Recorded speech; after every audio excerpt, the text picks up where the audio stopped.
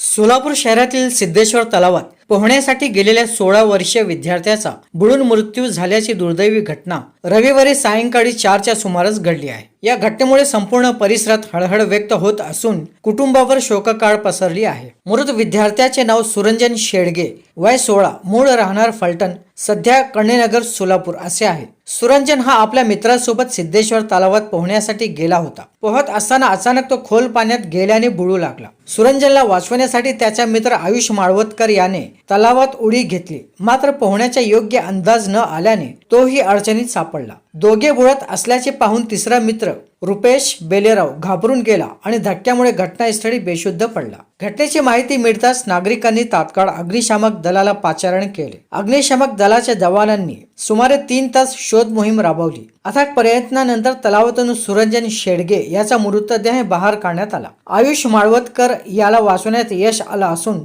त्याच्यावर सध्या उपचार सुरू आहे। सुरंजन आणि आयुष हे दोघेही सोलापुरातील शासकीय तंत्रनिकेतन म्हणजे गव्हर्नमेंट पॉलिटेक्निक येथे मेकॅनिकल डिप्लोमा मध्ये प्रथम वर्षात शिकत होते। घटनेची माहिती मिळताच फौजा चौडी पोलीस ठाण्याचे पोलीस निरीक्षक तानाजी दराडे, पोलीस कर्मचारी आणि बीट मार्शल घटनास्थळी दाखल झाले आहे। पंचनामा करण्यात आला असून पुढील तपास फौजा चौडी पोलीस ठाणे करत आहे। या दुर्दैवी घटनेमुळे कणेनगर परिसरात शोककळा पसरली असून हसत खेळत मित्रासोबत गेलेल्या सुरंजनवर काळाने झडप घातल्याने सर्वत्र हळहळ व्यक्त होत आहे।